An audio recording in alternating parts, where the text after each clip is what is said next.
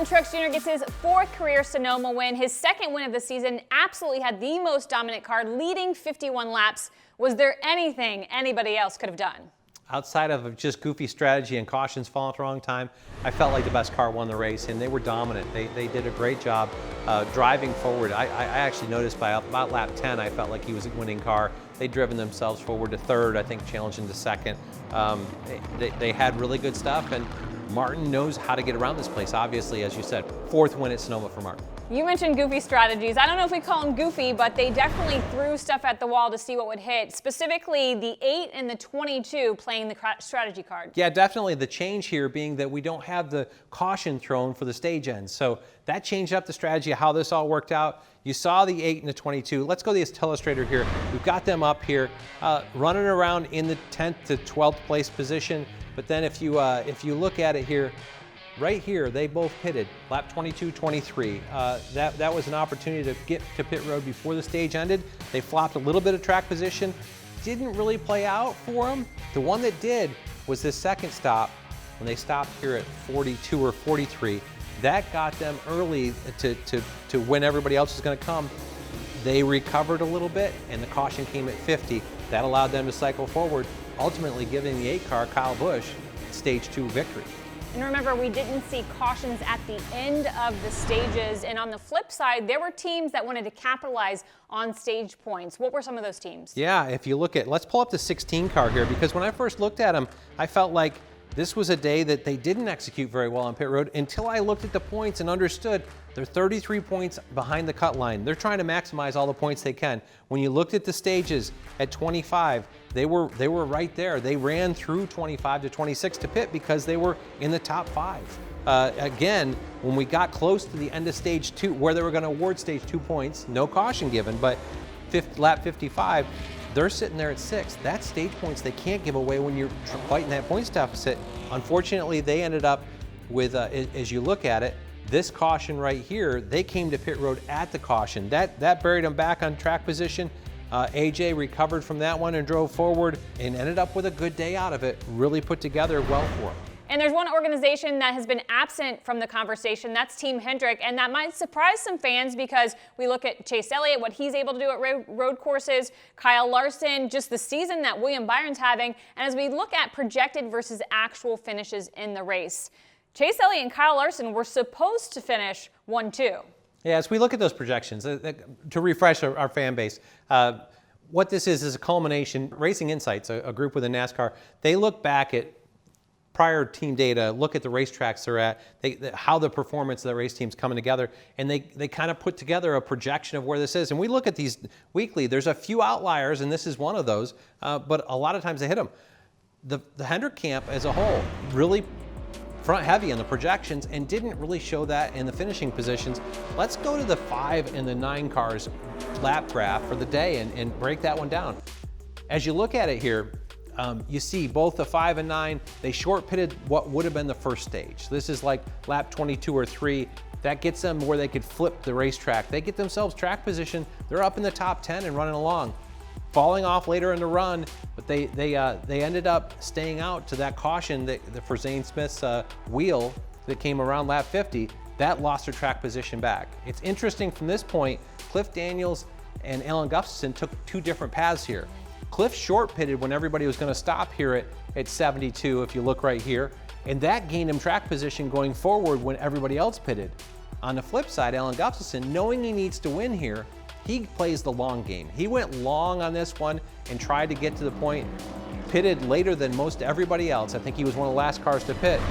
That way, when the caution came out, he had an opportunity to stay out and put himself in track position. It didn't pay off with a race win, but a solid top 5 finish. So we talk about Team Hendrick missing the mark a little when it comes to projected versus actual, but they actually were not the biggest losers of the weekend, projected versus actual. Those fall to Ryan Blaney and Tyler Reddick. You look at Tyler, projected to finish 3rd, comes home 33rd. Ryan, projected to finish 9th, comes home 31st. And they played that same strategy at the very end that the 9 did. Both of these guys did. And let's pull their lap graphs up because I think it's intuitive of the day. The 45 actually looked pretty good. Solid top 10 run through the first 50 laps. Lost track position staying out there when that caution came at lap 50.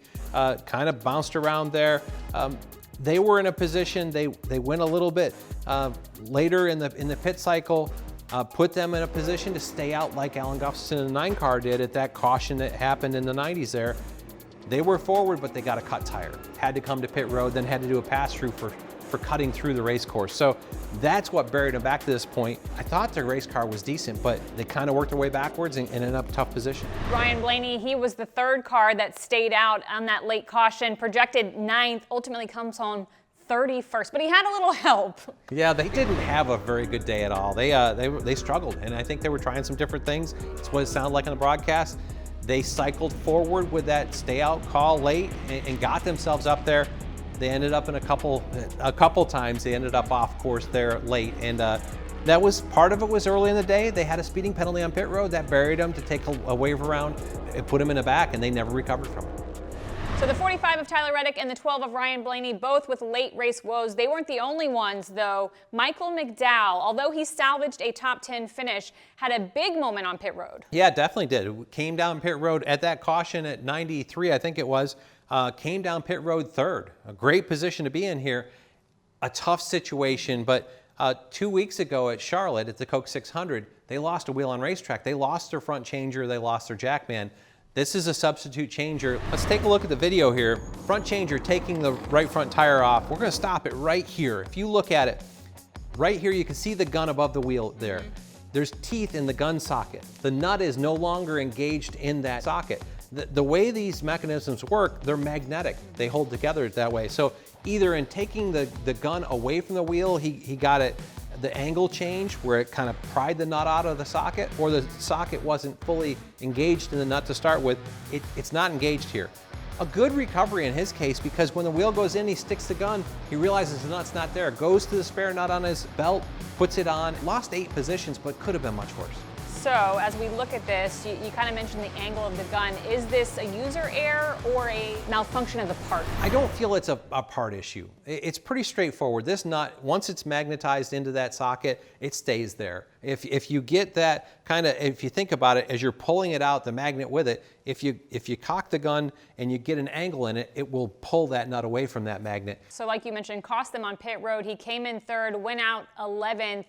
Those are points on the table that they're leaving, and as we draw closer to the playoffs, we've got 10 races to go. That becomes very important. So let's look at the points as they stack up for the guys that are in striking distance of losing or gaining positions in the playoffs. Yeah, definitely. As we show here, we've got positions 11 through 20, and one that I'll take right from the top, Chris Buescher.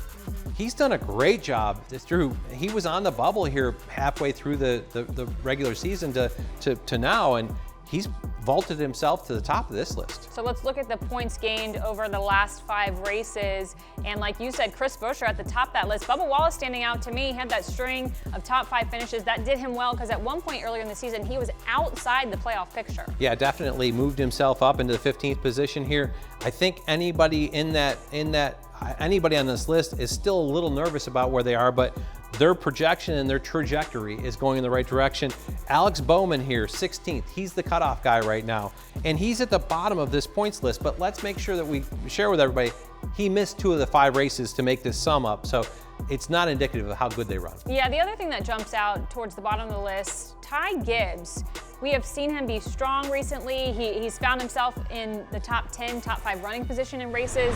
Is this a situation of doesn't get stage points, doesn't finish where he's running? What's happening here? Yeah, it was a surprise to me as well. I gotta tie it back to stage points and maybe some finishing points, but I feel like they've run better. I feel like they've had more competitive runs here lately, but the points total tells me that in the last 5, it's not been working forward like he needs to be.